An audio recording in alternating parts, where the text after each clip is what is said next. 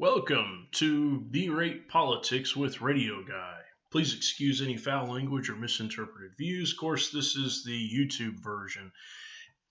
As always, if you want to catch kind of more content and so forth and what's going on in this mind, you can always catch my podcast Monday, Wednesday, Friday over on Patreon. Again, Mondays are always free. But and here and there, I try and cover, release a video every now and then. I did a couple last week. I'm definitely at least doing one this week. Maybe I'll do another one. We'll just see how the week goes.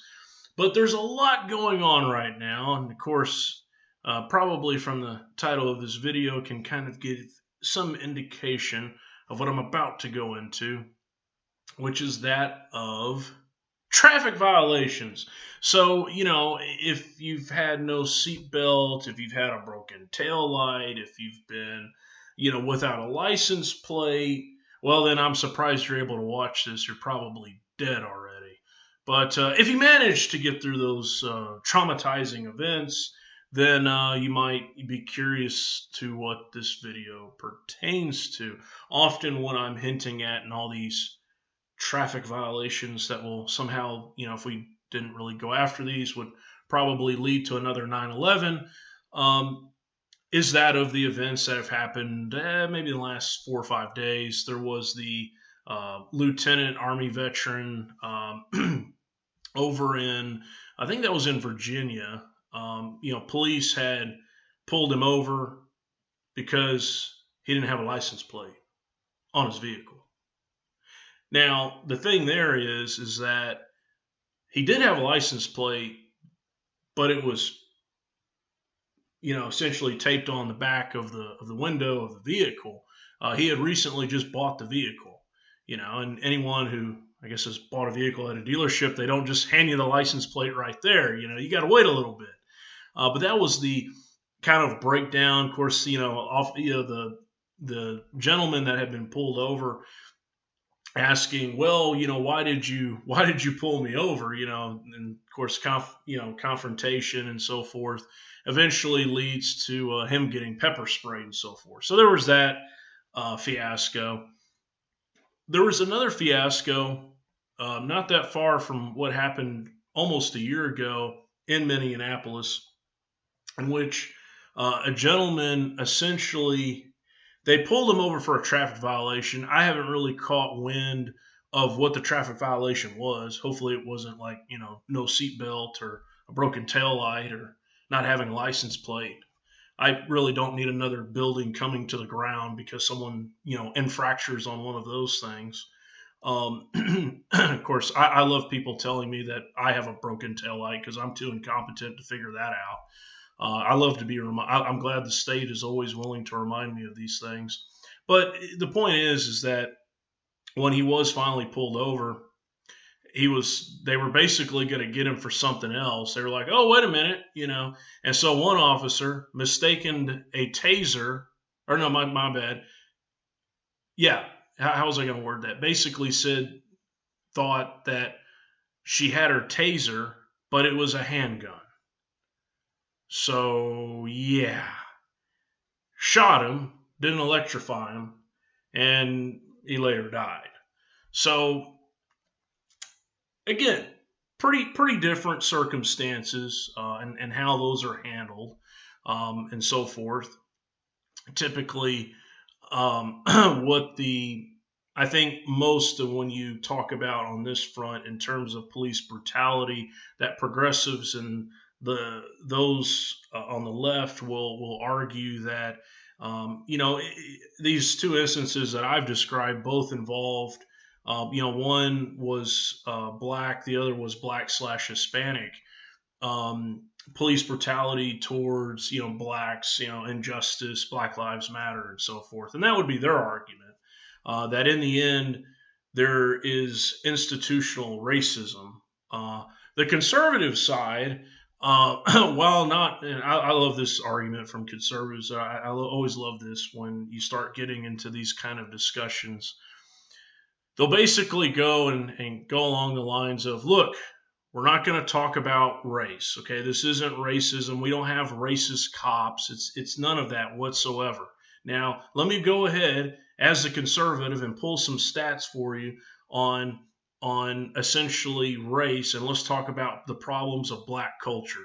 And you're just kind of sitting here going, I thought you people didn't even want to talk about race, but yet you're over here pulling up stats on race. Make up your mind. Either you're going to talk race or you're not. That's it. As I've always said, consistency of ideology really helps. Otherwise, it makes you look stupid, you know. But the reason why I bring up all of this and making this video on traffic violations, and to me it's pretty self-evident what I think the problem is profit. That's it. That's all it is. That's it. That's the bottom line. Okay? I'm not directing this at law enforcement or first responders. It's not their fault. It's the way the laws are written. Oh, yes, let's have a law on people not wearing a seatbelt. And let's fine the motherfuckers $1,000 if I catch you not wearing your seatbelt. Or if you got a broken taillight, not only am I going to pull you over to remind you, but that might be a $400, $500 ticket. Since when is that going to be a detriment to society? You know? Now, most obviously, if you get into a wreck and you don't have your seatbelt on, yeah, you're going to go flying out the vehicle.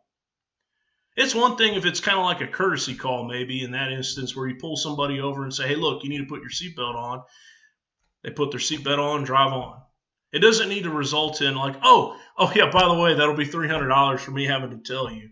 Well, weren't you already on the side of the road looking for people weren't you already looking for traffic violations? No. Oh, okay. But in my opinion, in these circumstances, I'll bring up another instance just to kind of show my point. In Detroit, this was some years back, there was a gentleman and his family that got pulled over by an officer, and the family's black, of course, and one thing leads to another, and the officer ends up shooting the black man. Now, what the hell happened? Okay, well, originally the officer pulled him over for a traffic violation. Go figure. Who knew? What was his traffic violation? He had a broken taillight. Yeah, pulled him over. The black man was even, essentially he was a concealed carry. And so he told the officer, he's like, I'm concealed carry. I have a handgun in the vehicle. And I think that right there pretty much was like the officer's like, oh shit. That's probably when it all went downhill. I remember watching that video greatly.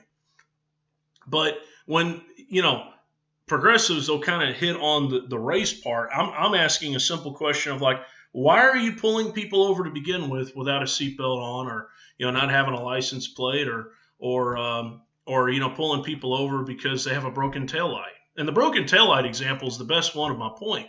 It's not a system of like, it's kind of like talking about the war on terror. You think we bomb other countries? You think we're blowing up kids overseas because we want? Oh yes, it's all about democracy, quote unquote. We got to avenge for 9/11. What, 20 years of avenge, and what Americans aren't sufficed yet? I have a tough time, coming to that conclusion. I think there's more at work.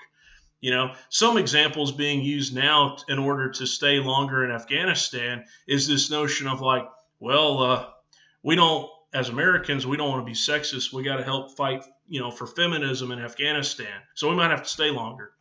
Well, any way to, continue dropping bombs on women and children, sure, why not? Sounds great to me. What a great idea.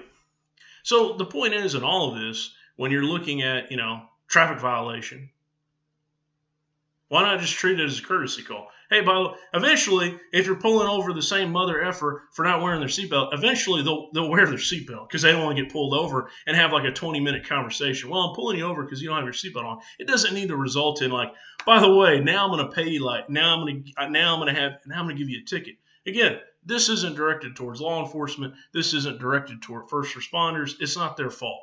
I truly believe that they try for safety, but that's not the way the rules are written. That's not the way the law is. Just to go and prove my point that you live in And most Americans are kind of, may not want to admit it, but you live in a police state. You really do. When you have things like civil asset forfeiture, of course, a lot of people now are like, what the hell is civil asset forfeiture? Basically, you're guilty until proven innocent. That's civil asset forfeiture. Oh, you got $5 in the car. I think you're a potential drug mule. Thank you. And in civil asset forfeiture cases, the bulk of that money, most of it, will go to the police department. Police departments have across this country have a huge incentive to do civil asset forfeiture in the protection of the war on drugs. Yes. You could be another potential drug mule. Or the fact of you have to build a wall along the border, which I still to this day don't know why conservatives and Republicans wanted to follow Bush into the abyss on that approach. They did it on education too. We haven't really heard back from them yet on that. But even furthermore, it's like you got to set up Border Patrol.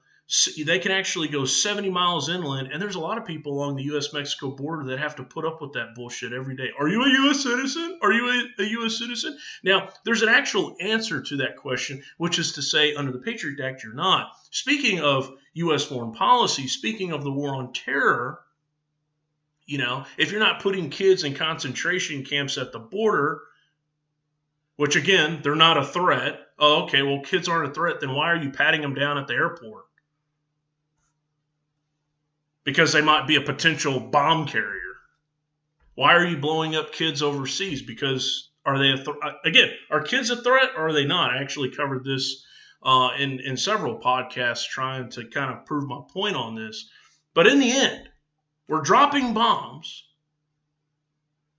The justice system, it's for profit. The justice system itself is built on profit. Whether you want to lock the mother effer up for the rest of their life over, having a little bit of Mary Jane or not wearing a seatbelt or something, whatever, okay? Or you look at the war on terror, we're dropping bombs, not in the sake of like, well, we got to avenge for 9/11, obviously. Nope, just moneymaker. That's all it is. As I've always said, it doesn't matter. And Charles Barkley recently said this the best, which is to say, it doesn't really matter. Democrat, aka get in the frame here, neoliberal, or Republican, neoconservative. It doesn't matter which one you back.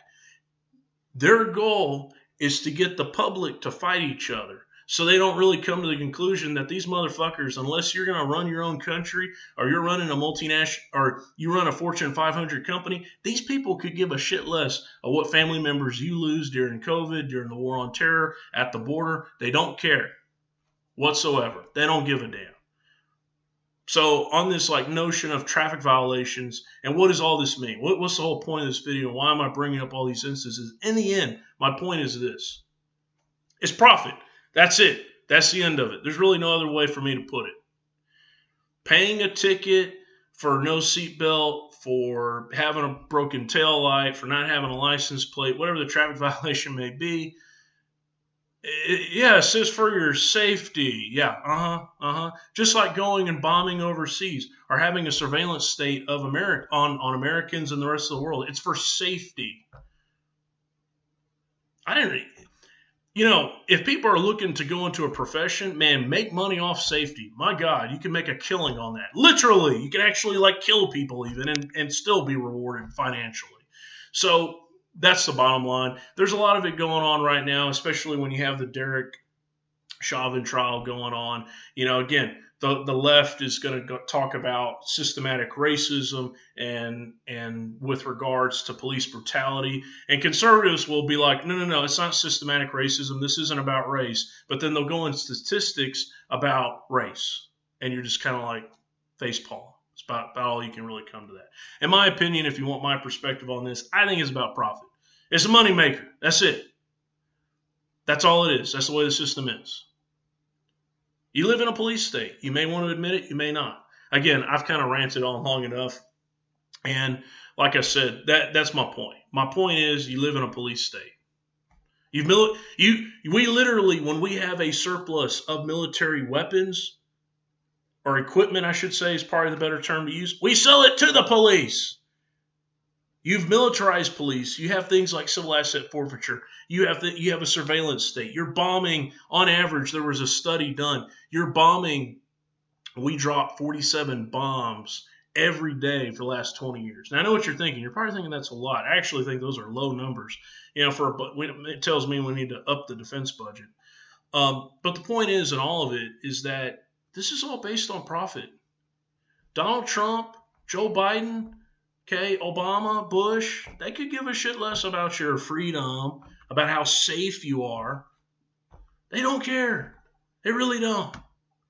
But then again, we can continue to have more of this unraveling. I don't really know if I'll kind of cover another video this week. I might. It just depends. But I've definitely seen, again, with the recent events over the weekend, I decided, well, let's talk about this. Maybe, of course, I guess other big stuff that people probably talk about is, that of Donald Trump's recent comments. I've already kind of, like I said, go check out my Monday podcast. You can do it. Monday podcasts are always free.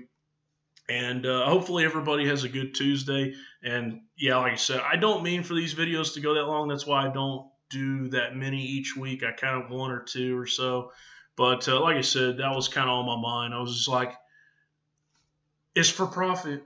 You're in a police state. I don't really, again, this is not an attack on first responders, on law enforcement. I do truly believe that, and there are plenty of stories of what the good that law enforcement do, but it's the system itself. It's geared for profit, money making. That's it. Of course, if we don't go and do these things, if I don't go and pull you over to tell you that you don't have a seatbelt on, next thing you know, 9/11. If we don't build a wall at the border, 9/11. If we don't put kids in concentration camps, if we don't bomb kids overseas, 9/11. That's the end result. We don't want another 9/11. So suck it up, buttercups. Adios.